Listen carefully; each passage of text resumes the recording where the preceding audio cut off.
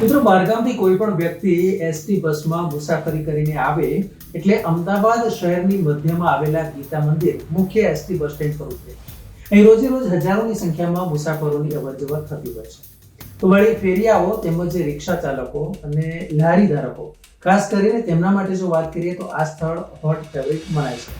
સ્વાભાવિક છે કે અહીંથી તેમને બિઝનેસ વધારે મળતો હોય, પરંતુ જ્યારે ખૂબ જ મોટી માત્રામાં રોડ ઉપર અહીં દબાણોના કડકલા થઈ જાય ત્યારે મુસાફરોને અને ખાસ કરીને જે એસટી બસો છે કે જે અંદર બસ સ્ટેન્ડે જાય છે અથવા તો ત્યાંથી બહાર નીકળે છે તેમને નાકે દમ આવી જતો હોય છે.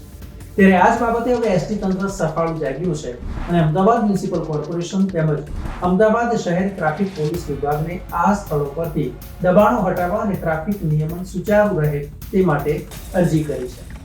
નમસ્કાર, રિયલ વોઇસ ઓફ ઇન્ડિયામાં આપનું સ્વાગત. મારું નામ છે નેહલ મોદી. મિત્રો, રાજ્યનું સૌથી મોટું ગુજરાત રાજ્ય એસટી નિગમનું બસ સ્ટેન્ડ એટલે અમદાવાદનું ગીતા મંદિર. સૌથી વ્યસ્ત ગણાતા એવા અમદાવાદના એસટી બસ સ્ટેન્ડની બહાર ટ્રાફિક અને દબાણોને લઈને ખૂબ જ મોટી સમસ્યા રોજે રોજ ઊભી થાય છે. લારી ગલ્લાઓના કારણે ગંદકી તેમજ રિક્ષાવાળાઓના કારણે પેસેન્જરને તકલીફ પડતી હોવાને લઈને ગુજરાત એસટી નિગમના અમદાવાદ ડિવિઝનના વિભાગીય નિયામક દ્વારા ટીએમસી તેમજ પોલીસ કમિશનરને પત્ર લખવામાં આવ્યો છે અને લારી ગલ્લાના દબાણ દૂર કરવા તેમજ જે બહાર ઊભી રહેતી રિક્ષાઓ છે તે દૂર કરાવવા જણાવ્યું છે. ટ્રાફિક જામની સમસ્યાની વાત કરીએ તો અગાઉ પણ અનેકવાર પત્રો લખવામાં આવ્યા છે, પરંતુ એએમસી અને ટ્રાફિક પોલીસ દ્વારા કોઈ કડક કાર્યવાહી કરવામાં આવતી નથી. ગુજરાત રાજ્ય એસટી નિગમના અમદાવાદ ડિવિઝનના વિભાગીય નિયામક દ્વારા પત્ર લખ્યો છે. તેમાં જણાવવામાં આવ્યું છે કે ગીતા મંદિર પાસે જે સેન્ટ્રલ બસ સ્ટેશન આવેલું છે તે અમદાવાદ ખાતેનું ખૂબ જ મોટું છે. ગુજરાત રાજ્યના વિવિધ વિસ્તારોમાંથી તેમજ આંતરરાજ્યની બસોની લગભગ 3000 જેટલી બસોની અને લગભગ 1.5 લાખ જેટલા મુસાફરોની અહીં દૈનિક અવરજવર છે. બસ સ્ટેશનની આસપાસ ખાણીપીણીના લારી ગલ્લાના દબાણ અને તેને કારણે મુખ્ય બસ સ્ટેશનની આજુબાજુના વિસ્તારમાં પુષ્કળ પ્રમાણમાં ગંદકી પણ થાય છે. જેથી બસ સ્ટેશનની આસપાસના લારી ગલ્લાઓ તેમજ ખાણીપીણીની લારી દૂર કરવામાં આવે અને સ્વચ્છતા જળવાઈ રહે તેવી અપીલ કરવામાં આવી છે.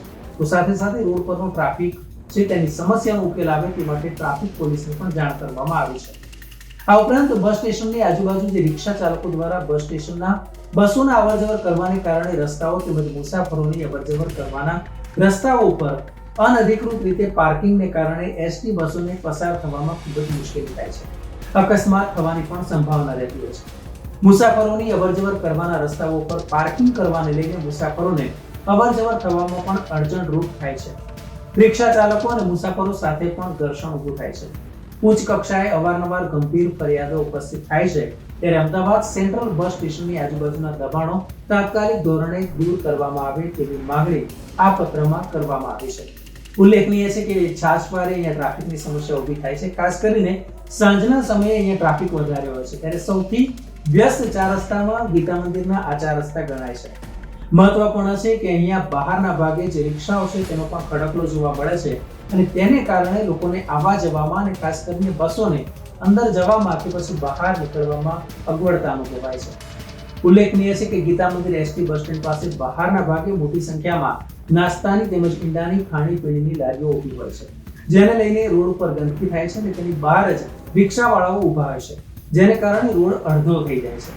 બસ સ્ટેન્ડની આસપાસના કેટલાક લોકો લારીઓ ઊભી રાખવા દેવા માટે હપ્તા આપતા હોવાની પણ ચર્ચા ચાલી રહી છે.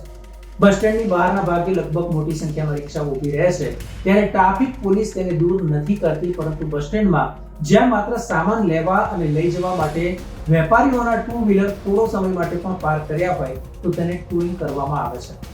એએમસીના મધ્ય ઝોનના એસટી વિભાગની ગાડીઓ તો આ તરફ ક્યારેય આવતી જ નથી. સવારે 10 વાગ્યાથી લઈને મોડી રાત સુધી આ લારીઓ અહીં ઊભી હોય છે, જેને કારણે ત્યાં દબાણ ખૂબ જ વધી જાય છે. એસટી બસ સ્ટેન્ડની આસપાસ ક્યાંય પણ સ્વચ્છતા જોવા મળતી નથી. રોડ ઉપર લારી ગલ્લા હોવાને કારણે થઈને એસટી બસ સ્ટેન્ડમાં પણ જે લોકોએ લાખો રૂપિયાની દુકાન ખરીદી છે અને ખાણીપીણીનું બજાર કર્યું છે તે લોકોને પણ ધંધો થતો ન હોવાની ફરિયાદો ઉઠી છે. કાયદેસર ટેક્સ ભરીને જે લોકો ધંધો કરે છે તેમજ કોર્પોરેશન દંડ કરે પણ ગેરકાયદેસર રીતે જે લોકો રોડ પર ઊભા રહે છે એમની સામે કોઈ કાર્યવાહી નથી થતી. ત્યારે વહેલામાં વહેલી તકે એએમસી અને ટ્રાફિક પોલીસ વિભાગ કાર્યવાહી કરશે તેવી અમદાવાદના શહેરીજનોને તેમજ એસટી વિભાગને આશા છે. ન્યૂઝ, વ્યૂઝ અને એનાલિસિસ માટે આપ જોતા રહો report real voice of India. ધન્યવાદ. મિત્રો, આપ યુટ્યુબ ઉપરાંત ફેસબુક, ઇન્સ્ટાગ્રામ, એક્સ સોશિયલ મીડિયાથી પણ અમારી સાથે કનેક્ટ રહી શકો છો. દેશ વિદેશના તમામ સમાચારો વાંચવા માટે અમારી વેબ પોર્ટલ revoy.in ઓપન કરશો. ધન્યવાદ.